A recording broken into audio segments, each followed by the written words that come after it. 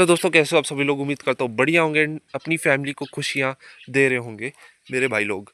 आज की इस वीडियो में हम बात करने वाले हैं इसकी कुछ अच्छाइयों के बारे में। देखो, नेगेटिव पॉइंट्स मैंने पहले ऑलरेडी बता चुके हैं, बट आज की इस वीडियो में मैं इसकी कुछ अच्छाई करने वाला हूँ, क्योंकि इसमें नेगेटिव पॉइंट भी नहीं है, कुछ अच्छी चीज़ें भी हैं जो कि मेरे को इसमें लगती हैं। तो चलिए फिर बिना टाइम वेस्ट करे इस वीडियो को शुरू करते हैं। बात करें अगर इसकी पहले ही पॉजिटिव पॉइंट की, सब्जेक्टिवली बताऊँ तो इसकी रोड प्रेजेंस। भाई कमाल की रोड प्रेजेंस है इसमें।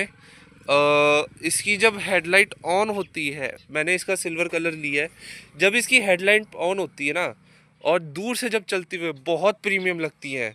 तो एक पॉइंट तो ये हो गया इसका कि हेडलैम्प जो है वो बहुत, मतलब scooty overall road presence wise मुझे पर्सनली अच्छी लगती है। एंड कंपैरिजन में बताऊं तो मुझे कई मामलों में एक्टिवा से ज़्यादा अच्छी लगती है, क्योंकि एक्टिवा में क्या है ना, ये जो चीज़ है वो थोड़ी सी बाहर की तरफ आ रखी है, तो ये अंदर की तरफ है।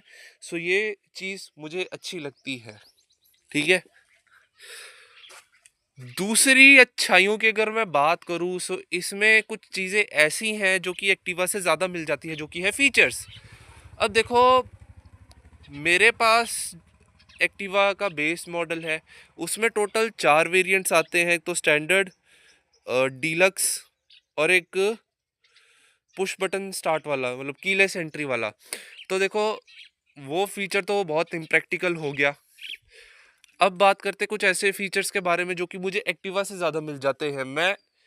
मेरा बीच वाला वेरिएंट है ये जुपिटर का, एंड जो मेरी एक्टिवा है वो बेस मॉडल है, बट कंपैरिजन में मैं इसके मिड वेरिएंट को कंपेयर करूंगा। ठीक है। एलईडी हेडलैम्प दोनों में मिल जाती हैं। एलॉय व्हील्स जो है वो एक्टिवा में मिसिंग है, हालांकि टॉप मॉडल में मिल जाते हैं, बट मुझे इसके मिड वेरिएंट से मिल रहे हैं।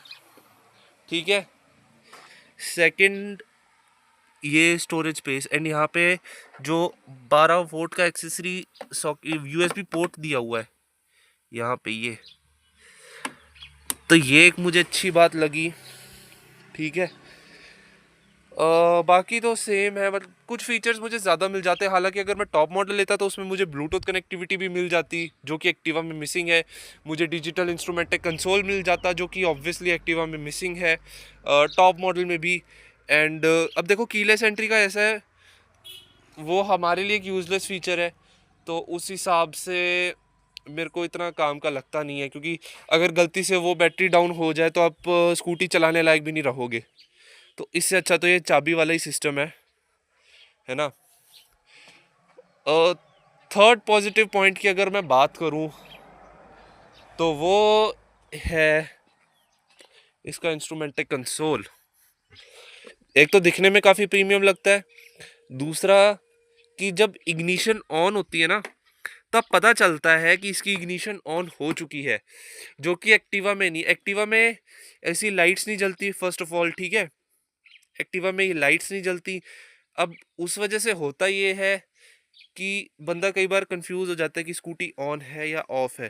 वो फ्यूल लीड से ही आप अंदाज़ा लगा सकते हो। पहली नज़र में तो यही लगेगा कि स्कूटी बंद ही पड़ी है, ऑन नहीं हुई है। एक्टिवा की बात कर रहा हूँ, इसमें वो चीज़ पता लगती है मेरे को, तो वो चीज़ काफ़ी सही है। फोर्थ प्लस पॉइंट की अगर मैं बात करूँ, तो वो है इसके किल स्विच से रिलेटेड। अब एक्टिवा में क्या आता है, एक्टिवा में किल स्विच अलग है, सॉरी, किल स्विच और जो अपना स्टार्ट स्टॉप का बटन है वो एक ही जगह पे दे रखा है।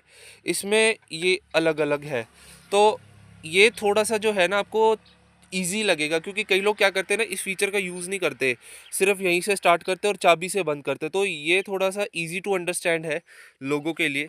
तो एक ये पॉजिटिव पॉइंट मेरे को लगा इस स्कूटी का। ठीक है। फिफ्थ प्लस पॉइंट की अगर मैं बात करूं, तो वो है इसकी राइड एंड हैंडलिंग क्वालिटी और स्टेबिलिटी। हालांकि मैं ये चीज़ रेकमेंड नहीं करता, बट मैंने इसको 80 तक टॉप स्पीड इसकी टेस्ट कर रखी है, वो भी ओपन हाईवे पे, उस वक्त खाली सड़क थी, तभी मैंने ये चीज़ रेकमेंड नहीं करूँगा पब्लिक रोड्स पे। तो प्लीज़ इस चीज़ का ध्यान रखें। स्टिल स्कूटी स्टेबल थी, ना मुझे कोई ऐसा फील हुआ कि कोई कॉन्फिडेंस लूज़ हो रहा हो मेरा, कहीं से झोल मार रही हो या हिल रही हो, तो ऐसा नहीं था। मैं 80 पे भी भगा रहा था तो स्कूटी स्टेबल थी, ठीक है।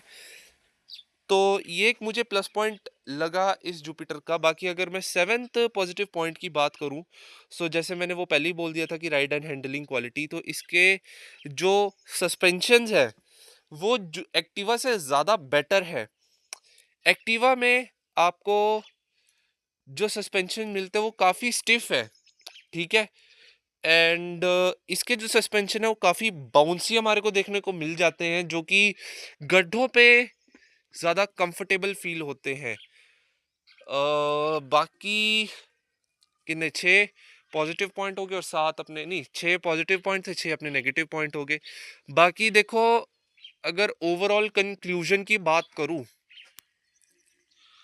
तो देखना आपको है कि आपकी नीड्स के हिसाब से कौन सी स्कूटी सबसे ज़्यादा बेहतर है। मेरा काम है आपको बताना कि क्या नेगेटिव पॉइंट है, क्या पॉजिटिव पॉइंट है। बाकी कई लोग जो होंगे वो ऑफेंड भी होंगे इस चीज़ से कि आपने नेगेटिव बताई, कुछ अच्छाइयाँ बताई। अच्छाइयाँ बताई तो लोग तो चलो खुश हो जाते हैं, बट नेगेटिव में लोग ऑफेंड हो जाते हैं मोस्टली, क्योंकि कई बार ऐसा होता है कि जो नेगेटिव मैं बता रहा हूँ वो नेगेटिव उनको फील नहीं होता, ठीक है। तो इस वजह से फिर ये मेरा फ़र्ज़ था बताना। बाकी आपने डिसाइड करना है, आपने स्कूटी खरीदनी है अपने नीड्स एंड प्रेफरेंसेस के हिसाब से। एंड लास्ट में मैं यही बोलना चाहूँगा कि आप ये वाली स्कूटी ना ब्रांड न्यू नहीं खरीद सकते, आपको ये सेकंड हैंड ही लेनी पड़ेगी अगर आपको ऐसे टाइप का मॉडल चाहिए। बाकी वीडियो आपको कैसी लगी, लाइक्स और कमेंट करके मुझे ज़रूर से बताना। Thank you so much. जय हिंद, जय भारत।